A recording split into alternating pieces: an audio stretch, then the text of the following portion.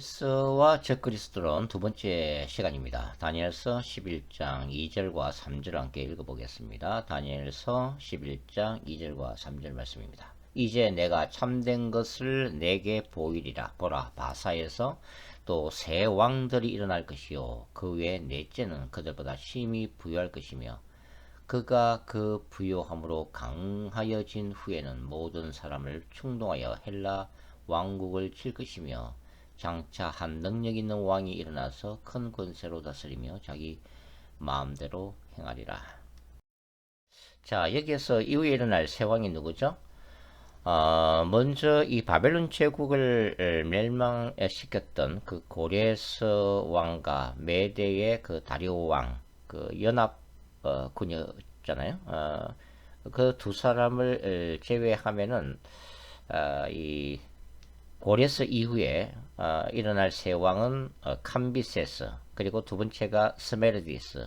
스메르디스는 바르디아라고 불리는 왕이었습니다. 그리고 세 번째가 다리우스 대왕이라고도 불렸던 다리우스 1세 히스타스페스였습니다. 그리고 네 번째가 바로 아하수에로 왕이죠. 아하수에로 왕은 세계사에서 크세스라고 불리고 에스더 1장 1절에 등장하는 왕이 되겠습니다. 바로 이 네 번째 왕인 이 아하수에로 왕 크세스는 바로 아카메네스 왕조의 왕이죠. 그리고 바로 에스더의 남편이기도 합니다. 근데 이 크세스 아하수에로 왕은 다니엘서 9장 1절에 등장하는 이 다리오의 아버지 아하수에로 왕은 후별되는 왕입니다. 자, 크세스의 아버지가 바로 다리오 1세 히스타스페스였습니다. 이 다리오 대왕은 주전 490년에 그리스와의 마라톤 전쟁에서 뼈아픈 패배를 경험을 하게 되죠. 그리고 이 주전 486년에 바로 이 아들인 크세스가 이제 즉위를 하게 되고, 그 다음에 이 그리스 침공에 실패한 아버지의 한을 풀고자 그리스와의 전쟁 준비에 돌입하게 됩니다. 전쟁 준비를 한 3, 4년 정도 했던 것으로 그렇게 이제 알려져 있죠. 그리고 일반적으로 이제 100만 대군이라 알려지지만 보통 한 역사가들은 20만에서 한 30만 대군으로 보고 있는데요. 이런 대군을 이끌고서 이제 그리스를 침공하게 되죠. 에스더 1장에 나와 있는 이 왕비 와스디를 부르는 이 잔치는 바로 이 전쟁, 이 본격적인 전쟁을 시작하기 전에 아마 격려차 그렇게 열었던 연회인 것으로 추정이 됩니다. 바로 이 대목에서도 이제 인간의 역사에 개입하신 하나님의 손길을 우리가 느낄 수가 있는 거죠. 에스더서에서는 이 하나님이라는 단어가 한 번도 등장하지 않습니다. 그렇지만 이 모르드게와 에스더 왕비, 그리고 페르시아의 체류 중인 이 유대인들을 학살하기 위한 이 하만의 이 모락 배후에 바로 하나님이 역사하고 계심을 우리는 믿음의 눈을 통해서 볼 수가 있는 거죠. 당시 그러니까 에스더 1장에 나와 있는 이 크세스 왕이 주관한 이 잔치 자리는 이제 당연히 술판이 이제 벌어지고 있었고, 보통 이제 통상적으로 이제 접대부들이 동석하는 것이 이제 일반적인 상황이지만, 술에 취한 이 크세스 왕이 이 아내 와스디 왕후의 뭐 미모도 뽐낼 겸 그렇게 이제 왕비를 이제 초청을 하게 되죠. 이 에스더서 1장 9절에 보면은 이 와스드 왕후도 이때 이 궁중에서 여인들을 위해서 잔치를 베풀고 있었던 것으로 이제 기록이 되어 있습니다. 이날 그 크셀크세스 왕이 이제 일곱 내시에게 명해서 왕후 와스디에게 왕관을 쓰고 자기 앞으로 데려오게 하죠. 그러니까 크셀크세스 입장에서는 정중하게 사실 와스디 왕비를 부른 것으로 이렇게 알려져 있습니다. 에스더서에서는 이 크셀크세스가 왕후의 아름다움을 백성과 귀족들에게 나타내게 하려 했다 이렇게 기록을 하고 있죠. 그런데 이 왕후 와서 어떻게 했어요? 왕의 명령을 따르기를 거부했다고 하는 거죠. 에스더스 1장 12절에 이렇게 기록되어 있습니다. 왕후 와스디는 내시들이 가져온 왕의 명을 받고 오기를 거절하니라. 이렇게 기록하고 있죠. 그러니까 왕이 경로에서 나중에 이제 폐위를 시키게 되는 결과를 초래하고 있습니다. 자, 페르시아 제국을 호령하는 절대군주로서의 권위가 땅에 떨어지기 때문에 그의 분노는 어찌 보면 당연한 것일 수도 있습니다. 왜 왕비 와스디가 이 명령을 거부했는지 구체적인 상황을 알 수가 없습니다. 그러니까 이런 어찌 보면은 남자들끼리만 이 버려진 이 술판에 왕비인 자신을 초청했는데 거기에 순종해서 나가는 것이 바로 페르시아의 왕비로서의 스스로의 부미를 떨어뜨리는 것으로서 이렇게 생각해서 위험을 감수한 것인지, 아니면은 이 남편인 아수에로 왕의 명령을 이 와스디가 교만해서 무시한 것인지는 알 수가 없지만, 여하튼 그 결과로 이제 와스디는 폐위되고 말죠. 그리고 이 에스더가 왕비로 발탁될 수 있는 바로 하늘의 기회가 찾아오게 됩니다. 그리고 왕비가 되어지게 되고 결과적으로 유대인 학살 사건을 막게 되죠. 세상은 뭐 이런 사건들을 보면서 보통은 우연의 일치다라고 말을 합니다. 어찌 보면은 이 우연성이 사실 하나님의 존재를 인정할 수 없는 불신자들의 본능이라고 할 수가 있죠. 우주 전체가 자연 발생적이고 또 스스로 진화되었다고 믿고 있잖아요. 그러나 영의 세계에서는 우연이란 존재하지 않습니다. 그것은 필연적인 것이죠. 사실 인간의 역사란 이 우주적인 왕이신 하나님의 절대 주권 하에서 무대의 주인공인 인간들과 그 다음에 초자연적인 존재들인 빛의 천사들과 어둠의 천사들이 함께 만들어가는 작품이라고 할 수가 있겠습니다. 그러니까 이 땅의 사건들은 세 가지 요소에 의해서 일어나죠. 첫 번째가 성삼일체 하나님과 빛의 천사들이라고 하는 하나의 첫째 요소가 있습니다. 그 다음에 사탄과 악령들이 있죠. 그리고 인간과 세상이라고 하는 세 번째 요소가 있습니다. 그러니까 이 세 요소 간의 역학관계에 의해서 인류 역사는 만들어지고 있다라는 것이 제 생각입니다. 물론 그 모든 사건들을 섭리하시는 분은 바로 성삼일체 하나님이시죠. 하나님은 인격적인 분으로 인간의 자유의지를 존중하면서 악과 사탄을 심판하시는 분이십니다.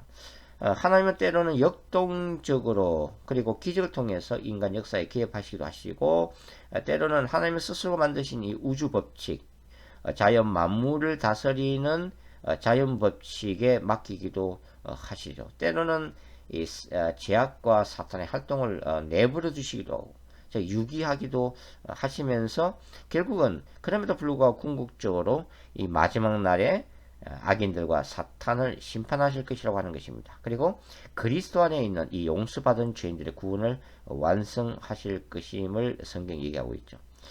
자, 이 땅에서 하나님이 원하시는 선한 작품이 만들어지면 하나님께 영광이 됩니다. 그러나 반대로 이제 사탄이 좋아하는 악한 작품이 만들어지면 하나님의 영광이 사라지게 되는 거죠. 그럼에도 불구하고 하나님은 야훼의 거룩한 전쟁의 역사를 통해서 결국은 하나님이 원하시는 뜻과 섭리대로 역사를 만들어가고 계시는 것이죠. 자, 다시 역사로 돌아가서 이 크세르크세스 왕 아수에로 왕은 드디어 이제 그리스 정복 전쟁에 나서게 됩니다. 첫 전투는 주전 480년 바로 이 폭이 좁은 협곡에서 벌어진 저 유명한 테르모필레 전투입니다. 영화 300의 배경으로 잘 알려져 있는 바로 전쟁이죠. 당시 이 스파르타와 아테네, 이 그리스 연합군들은 이 거대한 대군을 몰고서 침략하는 이 페르시아 제국을 상대하기에는 버거운 그런 상황이었습니다. 그런 상황 속에서 결국 택한 바로 지형이 바로 이 테르모필레죠. 그러니까 폭이 좁은 협곡에 방어진을 침으로 인해서 바로 대군을 상대하기에 적합하다고 이제 생각했기 때문이죠. 바로 이때 이 테르모필레 전투를 이끌었던 주력 부대는 바로 스파르타의 레오니다스였습니다. 영화에서는 300명의 전사들이 중심으로 되어 있죠. 실제로는 노예를 포함해서 한 7,000명 이상이 이 그리스 연합군이 창간 전쟁으로 알려져 있습니다. 페르시아 대군은 한 뭐 20만에서 30만 대군 정도로 추정을 하고 있죠. 이때 이 페르시아는 이 최정예 주력 부대인 1만 명의 임모탈, 임모탈의 뜻이 이제 불사란 뜻이죠. 그만큼 이 페르시아 제국에서 이 최정예 부대로 알려졌던 이 1만 명의 부대는 불사의 군대로 알려져 있었는데 이 임모탈을 투입했지만은 실패하면서 전투가 3일 이상 끌게 됩니다. 당시 이 스파르타군의 강점은 이 밀집 대응을 유지하면서 긴 창으로 적을 찔러서 이제 죽이는 그런 전략을 구사를 했죠. 그러니까 철벽 수비였다고 이제 하는 거죠. 그러나 결국은 이 스파르타 군이 무너지게 되는 거죠.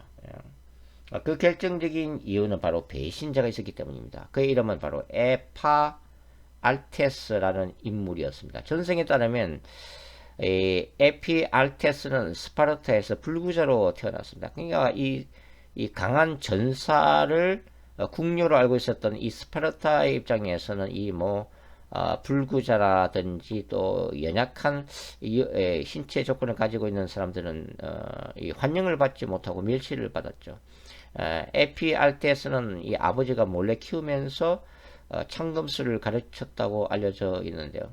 여하튼 이 에피알테스는 나름대로 창금술을 연말해서 바로 이 전쟁에 참석하기 위해서 지도자인 레오니다스를 찾아가서 자기도 이 전쟁에 참여해달라고 간청하지만 이 거절당하게 되죠.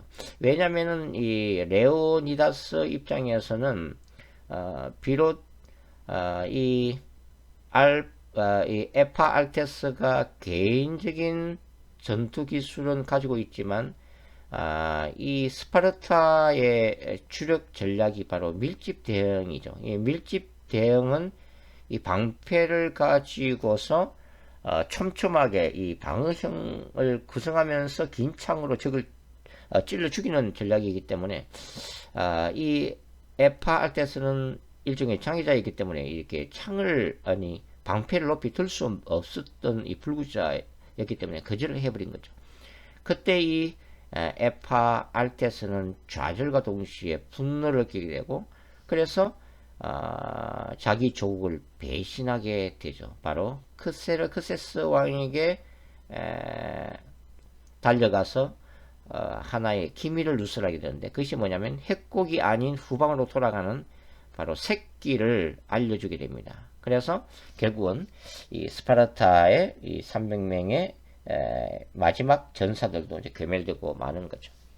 자, 그 시간에 이제 그리스 함대는 시간을 벌어서 무사히 퇴각하게 되고 이제 저 유명한 이 살라미스 해전을 준비를 하게 됩니다. 자, 살라미스 해전. 수적으로 열세였던 이 그리스 연합 함대가 절대 우세였던 이 페르시아 함대와 격돌해서 승리한 전쟁이 바로 이 살라미스 해전, 저 유명한 살라미스 해전이죠. 이 해전에는 탁월한 한 명의 지도자가 있었습니다. 바로 아테네 영웅 테미스토클레스입니다. 이 테미스토클레스는 이 살라미스의 이수신 장군으로 불리우는 인물이죠. 자, 그리스 연합 함대, 페르시아의 그 대함대를 상대해야 했던 그리스 연합 함대도 문제였지만 중량선 바로 아테네였죠. 아테네로서는 도시국가로서의 운명이 걸려있는 절대적인 바로 반드시 승리해야만 했던 바로 전쟁이 바로 이 살라미스 해전이었습니다. 그러니까 이 페르시아 군의 공격 앞에서 아테네 시민들은 이제 고민하기 시작하는 거죠. 어떻게 이 페르시아의 침공에 대처해야 하는가 하는 문제로 이제 고민하기 시작한 거죠. 이때 그 이전부터 은광에서 채취한 은으로 그 노젓는 갤리선 함선 200척을 준비해왔던 이 장군 테미스토클레스는 이미 마음에 해전만이 살 길이라고 이제 생각을 하고 있었던 그런 시기였습니다. 결국 고민하던 이 아테네 시민들은 어떻게 했어요? 그들이 믿는 신에게 해결책을 물어보기로 하죠. 그것이 바로 델피 신전을 찾아가서 신탁을 구하는 그런 것이 있었습니다. 그 신탁의 내용이 뭐였냐면 이런 내용이었습니다. 제우스는 아테네를 위하여 나무백을 함락당하지 않는 유일한 보루로 하고 너희들을 구원하리라, 이런 내용이었는데요. 중요한 것은 여기서 이제 나무백이 뭘 의미하느냐 하는 것이었습니다. 이 나무백이.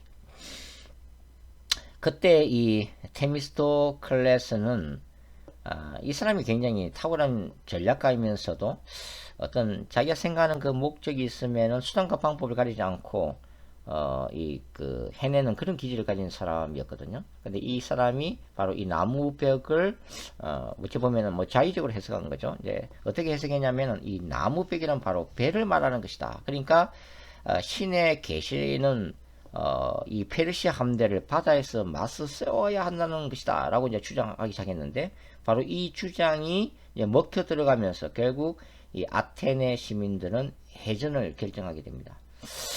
자, 이 부분이 이제 우리가 영화 한산을 보시면은 우리 이순신 장군께서 이 명랑해전을 어떻게 대처해야 될까 고민하다가 꿈을 꾸는데, 바로 그 꿈 속에서 뭘 보게 돼요? 바로 바다 위에 성벽을 세워라 하는 그런 계시적인 꿈을 꾸게 되죠.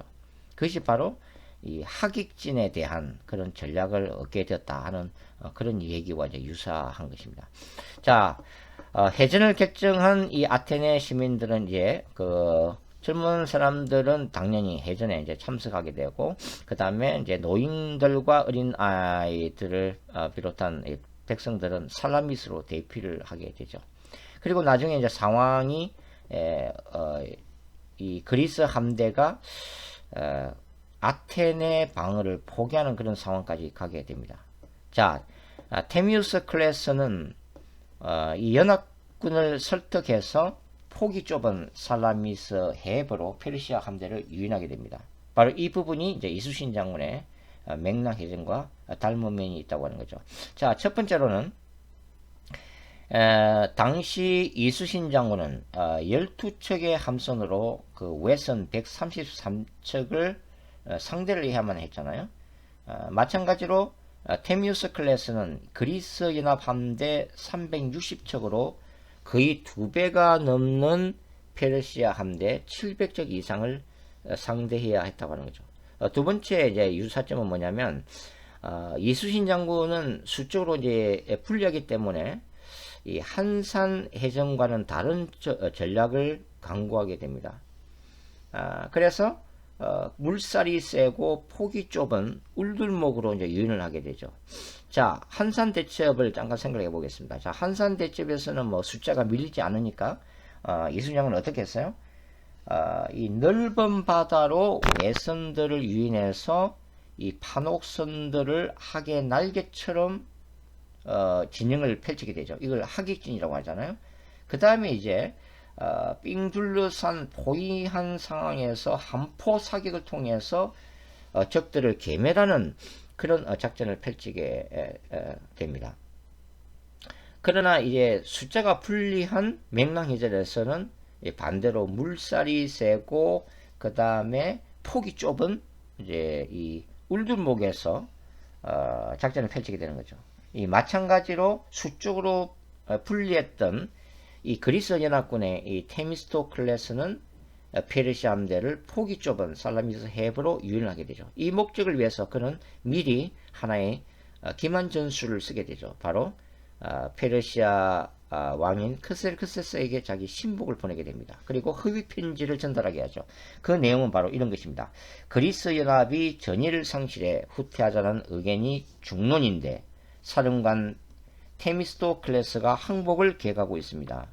연합이 살라미스에서 이탈하면 전쟁이 장기화될 것이 우려되므로 그들의 테러를 차단할 방법을 찾아야 합니다. 공격하시면 내부에서 테미스토 클래스가 돕겠습니다. 뭐 이런 내용으로 이제 기만하게 되죠.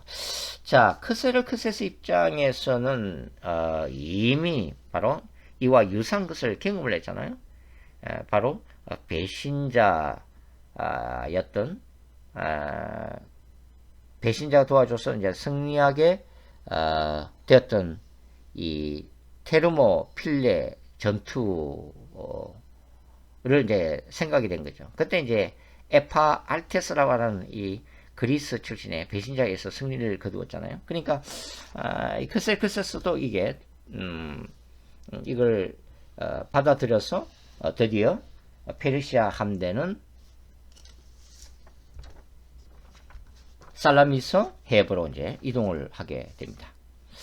자, 세 번째로 이 이수신 장군과 이 그리스 이 함대의 전략과의 유사성은 바로 이미 말씀드린 대로 적국에 비해서 수적으로는 열세지만은 전투력이 우세했다고 하는 거죠. 그러니까 해군력이 강했다고 하는 것입니다. 조선 수군 같은 경우는 이 판옥선이잖아요. 이 판옥선은 화포가 장착되어 있었던 배죠. 그리고 이 배 자체가 굉장히 튼튼했다고 전해지고 있습니다. 반면에 외선들은 배도 좀 약한 구조인데다가 이들은 해적식인 전쟁 방식을 가지고 있었죠. 그러니까 전쟁할 때 근접해가지고 조총을 쏜 다음에 그 다음에 갈쿠리와 사다리를 사용해서 적군의 배에 올라가지고 이 백병전을 펼치는 거죠. 그것이 바로 주전법이었죠. 근데 이게 이제 판옥선에는 통하지 않았다고 하는 것입니다. 그러니까 이 외선들이 판옥선에 근접하려고 오면 어떻겠어요? 판옥선에서 쏟아내는 이 화포에 괴멸되어 버리는 거죠. 그리고 조선 수군은 불알살을 쏴가지고 외선들을 불태우기도 했다고 하는 것입니다. 그리고 설령 근접했다고 하더라도 이 판옥선에 올라가야 되는데 판옥선의 높이가 너무 외선에 비해서는 높았다고 하는 것입니다. 더군다나 이 맹랑해전에서는 물살이 굉장히 셌기 때문에 올라가기도 전에 어떻게 됐어요? 사다리가 흔들리면서 많은 왜군들이 바다에 떨어져서 이제 수장이 되기도 했다고 하는 거죠.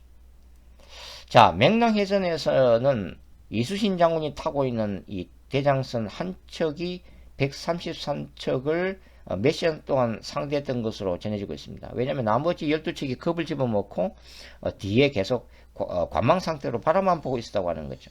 그런데 이제 정오가 지나면서 바로 울돌목에서의 물살의 흐름이 바뀌기 시작합니다. 그 전까지는 바로 이 외선들은 술루를 타고서 올라오고 있었고, 그 다음에 이수신 장군의 조선 수군은 이 역류 상태였다고 하는 거죠. 근데 물살이 바뀌면서 이제는 이수신 장군의 수군은 술루를 타게 되고, 이 외선들은 앞으로 나아가려면은 역류가 되어서 더더욱이나 이런 판옥선에 접근하기가 쉽지 않은 그런 상황으로 바뀌어들면서 이제 혼란에 빠지게 된 거죠. 바로 이때 이제 이 이순신 장군의 대장선을 포함한 나머지 조선의 수군들이 적극적으로 외선 속으로 뛰어들면서 바로 화포 공격과 그 다음에 상대방의 배들을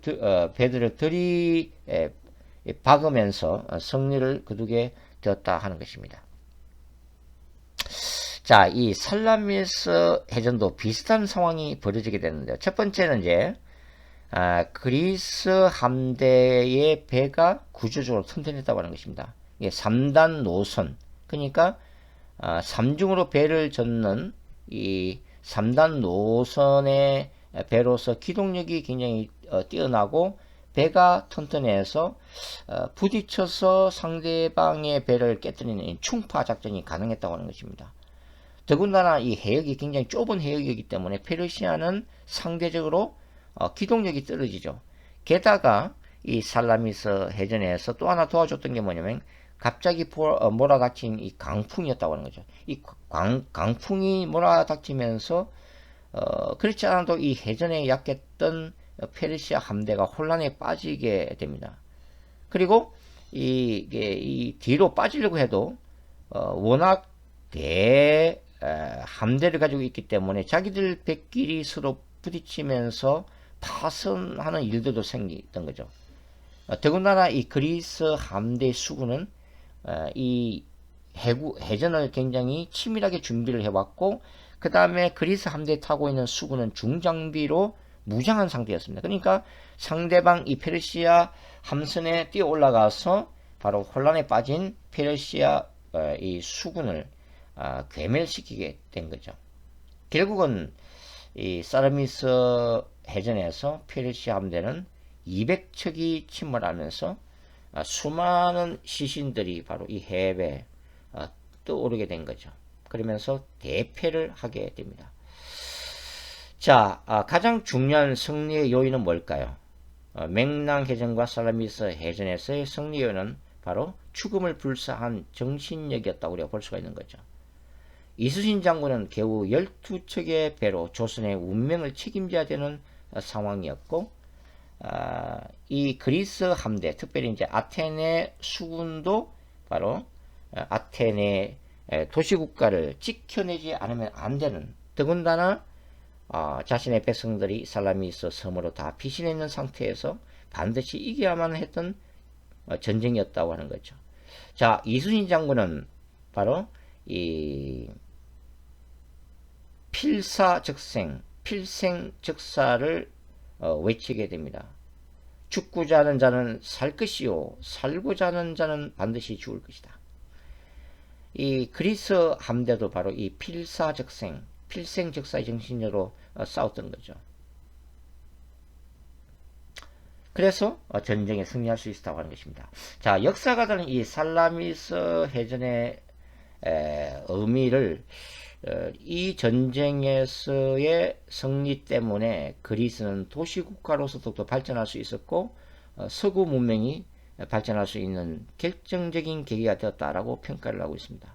그리고 이 3단 노선에는 거의 대부분의 사람들이 노자비로 이렇게 노를 져야만 했죠.